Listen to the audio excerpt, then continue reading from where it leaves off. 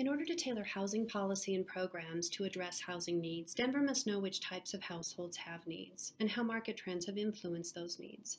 This presentation discusses how demographics have changed in Denver, how the housing market has responded, who has housing needs, and what the market may hold in the future. This presentation is part of the Expanding Housing Affordability Project in Denver.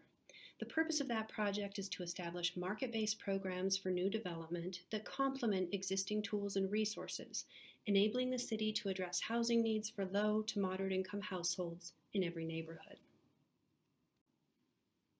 Before we discuss trends in Denver, it is important to address a big question. Why do we have housing needs?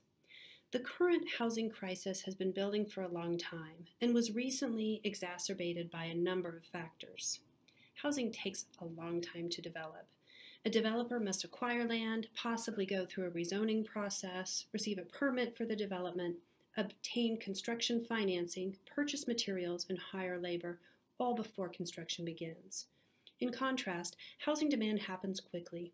People relocate for jobs, form households, divorce, move schools, and all of these can happen within a matter of months.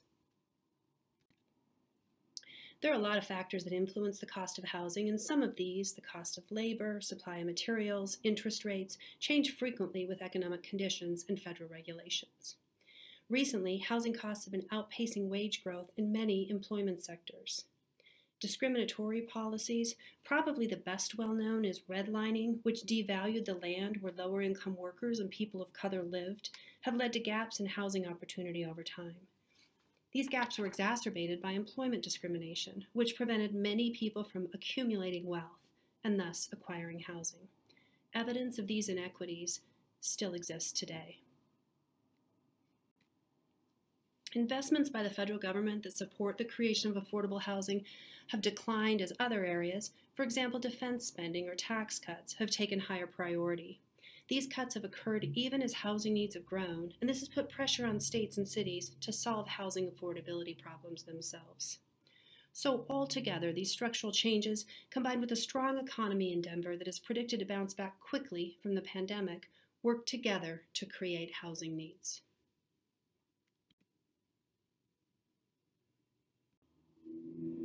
Before the pandemic softened activity, signs of Denver's growth were everywhere, in the opening of new entertainment venues, increased activity downtown and within neighborhood centers, and in the physical development of new housing.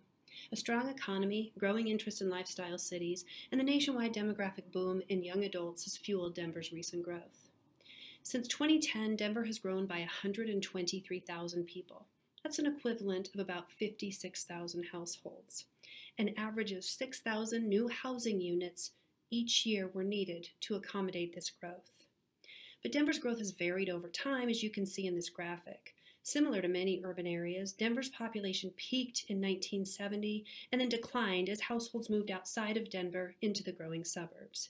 Growth picked up in the 1990s and leveled off during the 2000s. Today's growth looks a lot like that of the 1990s.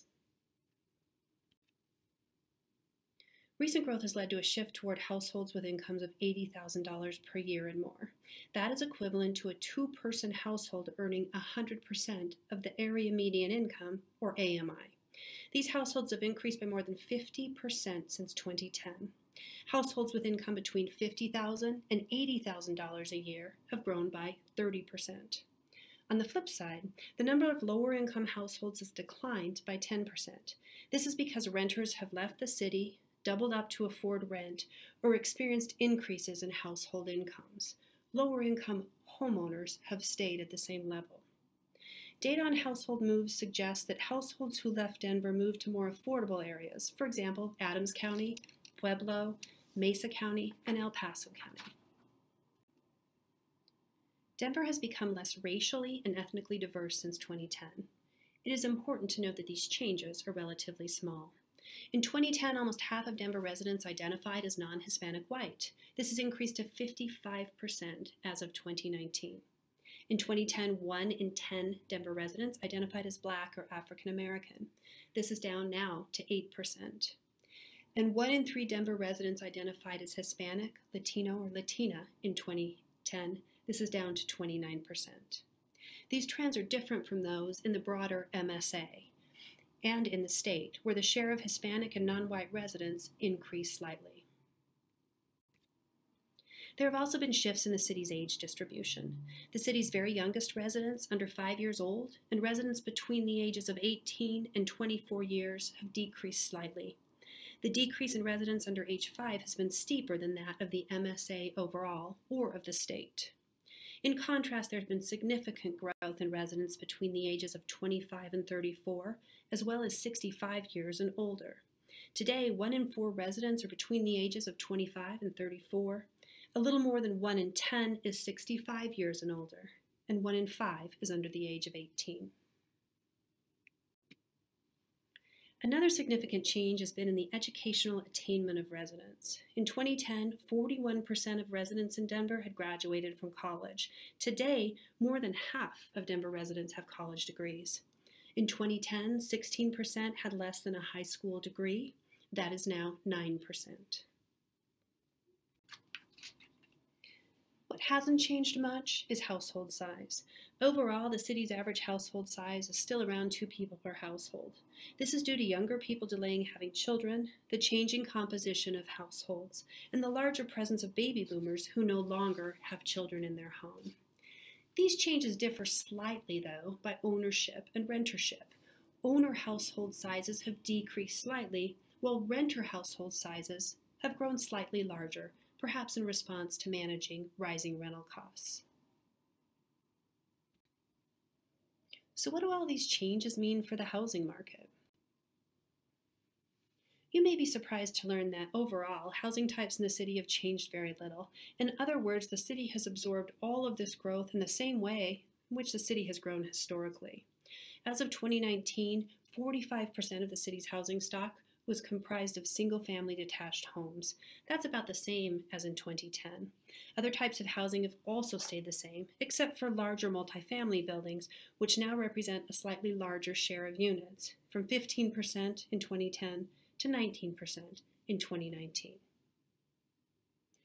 Newly built housing does have fewer bedrooms, and that's tilted the city's housing stock towards studios and 1-bedrooms. In 2010, 47% of Denver's rental units were studios and 1-bedrooms. Today, that's up to 52%. What has changed the most is housing affordability. While many of Denver's households have been able to manage rising rents and the costs of home ownership, others did not have the resources to stay in the city, leading to some of the demographic changes I just highlighted. Why did this happen? The private market is set up to respond to growing housing demand. That's its business. So as new, higher-income households grow, the market naturally gravitates to serving those households. This is true of both new development and also the prices and rents of existing units. On the rental side, this has taken the form of rents shifting upward during the past decade. The average rent in Denver, according to a quarterly survey completed by the Apartment Association of Metro Denver, increased by 77% between 2010 and 2019. Home values rose by 79%. By comparison, the median income of a 2-person household in Denver rose by just 32%. Today, a 50% AMI household can afford very few rental units and almost no for-sale units. An 80% AMI household can afford most of the rental units available on the market, but only 16% of homes for sale. While the city's renters earning less than 30% AMI have always had trouble managing housing costs due to a shortage of affordable units and rental subsidies, we call that being cost burden. This has become a challenge for all but 80% AMI renters. In 2010, 38% of renters with incomes between $35,000 and $50,000 a year were cost burdened. By 2019, this had increased to 81%. That's a big jump. And for renters earning between $50,000 and $75,000 a year, only 12% were cost burdened in 2010. By 2019, 41% were cost burdened. That's also a big increase. Why did this occur? It happened because the private rental market shifted upward during the decade, making units that were once affordable no longer affordable. The inventory of privately provided rentals for 0 to 60% AMI renters dropped by 28,000 units between 2010 and 2019. That's a 34% drop. Some of this occurred because, rents went up, responding to demand. Some of it was due to investors selling homes that were previously rentals. And some of it was due to newly built rental units that are priced for 80% AMI renters and above. To mitigate this loss of affordability, the city invested in the creation or preservation of affordable rental and owner units, about 8,000 units. But publicly assisted housing is a relatively small share of Denver's market. The private market provides the vast majority of housing to Denver's renters, and as shown here, new rentals that were built between 2015 and 2019 mostly serve moderate to high income renters, those making 80% of the AMI and greater. Very few of newly constructed units serve renters earning less than 80% of AMI, and of these, all are studio apartments. So who houses the rest of the renters? If they are lucky, very low-income renters find income-restricted housing, meaning the housing costs of these units are affordable at their income levels. The Department of Housing Stability, or HOST, estimates that a little over 7% of the city's rental units, about 23,000 units, are income-restricted. As shown by the graphic, these units serve a range of households earning 80% of the AMI and less. In addition, some very low-income households get help paying rent in units that are not income restricted, that are provided by the private market through federal rent subsidies like the Housing Choice Voucher Program. All these programs help bring down the cost of market rate housing, but they are significantly inadequate. There are many, many more people who need them than funding can provide, even with recent funding increases. So putting all of this together, we know that, compared to 2010, Denver's renters today are higher income. This is due to an influx of high-wage workers and some existing renters earning more. Rental units built by the private sector targeted those high-income renters. Existing rental units increased in price. Some investors sold homes that are rentals. And all of these forces worked together to reduce the inventory of what used to be naturally occurring affordable housing provided by the private sector.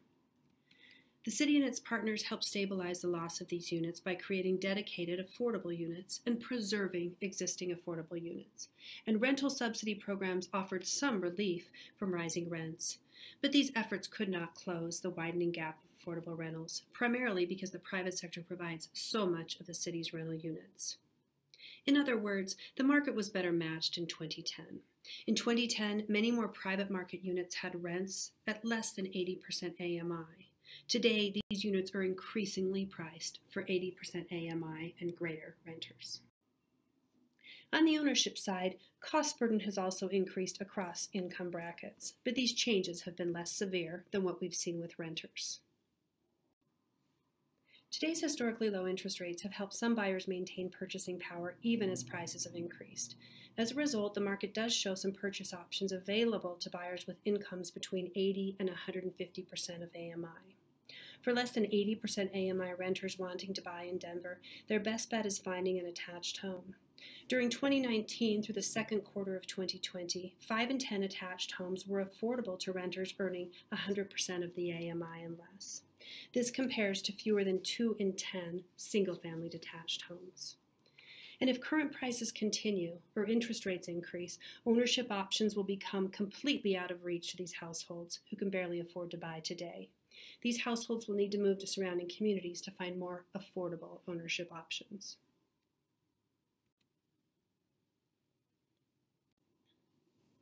It's important to recognize that Denver has implemented many policies and programs during the past decade to address housing needs.